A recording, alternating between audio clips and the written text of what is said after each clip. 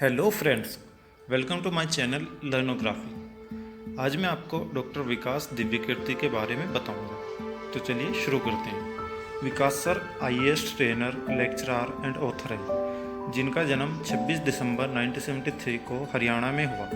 Sir दृष्टि IAS के founder हैं और अब यूनिवर्सिटी शुरू करने का प्लान कर रहे हैं। सर ने स्कूलिंग हरियाणा से ही की है। इसके बाद जाकिर हुसैन दिल्ली कॉलेज आए बीकॉम ऑनर्स करने। बाद में सर ने कॉमर्स से हिस्ट्री ऑनर्स ले लिया। सर के पिता हरियाणा में ही हिंदी के लेक्चरर थे और माता भी टीचर थी।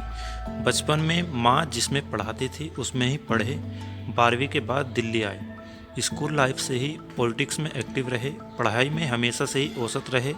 डिबेट, पोइट्री और मंचों पर काफ़ी एक्टिव रहे और ज़्यादातर कंपटीशन जीते ही थे। सर के एक भाई यूएस में सॉफ्टवेयर इंजीनियर हैं और दूसरे भाई सीबीआई में हैं। फर्स्ट ईयर ख़त्म होने के बाद फैमिली की फाइनेंशियल कंडीशन काफ़ी ख़राब हो गई थी, जिसके कारण सर को 17.5 साल की उम्र में कैलकुलेटर बेचनी पड़ी। सुबह होती है, शाम होती है, उम्र यूं ही तमाम होती है। सर को ऐसी सिचुएशन लगने लगी थी। 1-2 साल तक घर ऐसे ही चला।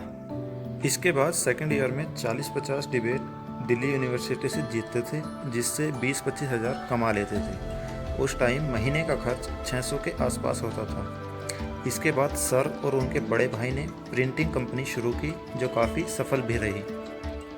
एमए के बाद 1996 में यूपीएससी का फर्स्ट अटैम्प्ट दिया हिस्ट्री से, और दूसरा फॉर्म 1996 में ही सोशियोलॉजी से भी भरा, बिकॉज हिस्ट्री में मज़ा नहीं आ रहा था। प्री एंड मेंस क्लियर हो गए एंड सिलेक्शन भी हो गया।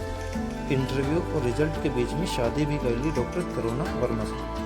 सर का 384 रैंक आया था। मेडिकल में अनफिट होने के कारण सर को केंद्रीय सचिवालय मिला। सेकंड अटैम्प्ट में मेंस में रह गए थे। थर्ड अटैम्प्ट में फिलॉसफी लिया और इसके साथ साथ पीएचडी भी चल रही थी। तीसरी बार में भी सिलेक्शन नहीं हुआ। 1999 में केंद्रीय सचिवालय, जिसमें 384 रैंक आया था, वो ज्वाइन करने के 6-7 महीने बाद सर ने रिज़ाइन कर दिया। इसके 20-22 महीने बाद सर को रिलीव किया गया, जिसका मतलब है आप जब तक रिलीव ना हो जाओ कोई दूसरी नौकरी नहीं कर सकते। इन्हीं 20-22 महीनों के बीच दृष्टि की शुरुआत होनी स्टार्ट हो गई थी, क्योंकि कुछ करने को था नहीं। 15-20 हज़ार उधार लेकर दृष्टि शुरू की। शुरुआत हिंदी पढ़ाने से की। सन 2000 में यूपीएससी का सिलेबस चेंज हुआ। उसे अच्छे से समझकर सर ने पढ़ाना स्टार्ट किया और फिर पीछे मुड़कर नहीं देखा। फिर फिलॉसफी पढ़ाना स्टार्ट किया और 2011 तक पढ़ाया। 2003 में यूपीएससी का लास्ट अटैम्प्ट दिया।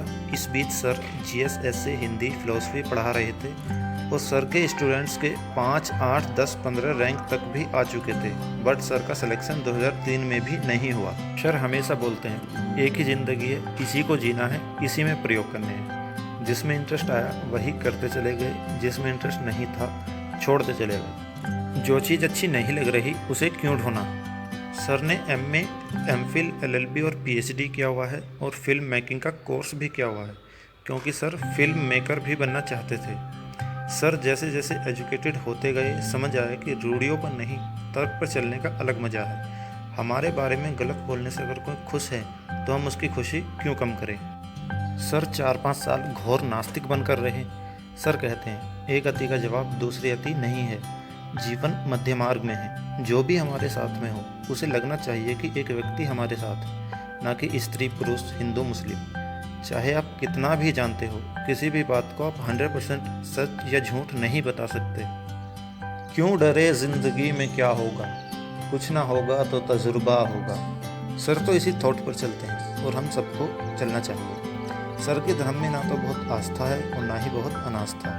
सर 1.5 साल सिचुएशनल डिप्रेशन में रहे 2015 के आसपास, जो पॉलिटिक्स की वजह से बोल सकते हैं। जो गली ठीक नहीं उस गली में क्यों कदम रखना। तो सर ने उस पद से इस्तीफ़ा दे दिया।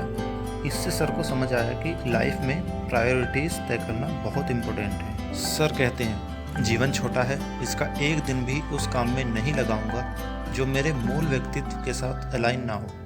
दुनिया के बहुत कम लोगों को बचपन में ही अपने मूल व्यक्तित्व का पता चल जाता है और बहुत सारे लोगों को अपना मूल व्यक्तित्व कुछ ट्राई करते करते समझ आता है।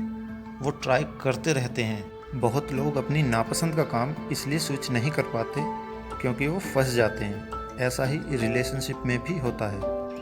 अगर लाइफ में पर्पस है तो एंजाइटी डिप्रेशन नहीं होगा। निगेटिव थॉट का लगातार आना एंजाइटी होता है और 2 सप्ताह चलने पर डिप्रेशन की अवस्था में तब्दील हो जाता है। जिसको चाहे जब बुरा कहिए, इससे आसान और कोई काम नहीं। सर बोलते हैं एक ही लाइफ है, प्रयोग करेंगे बार बार।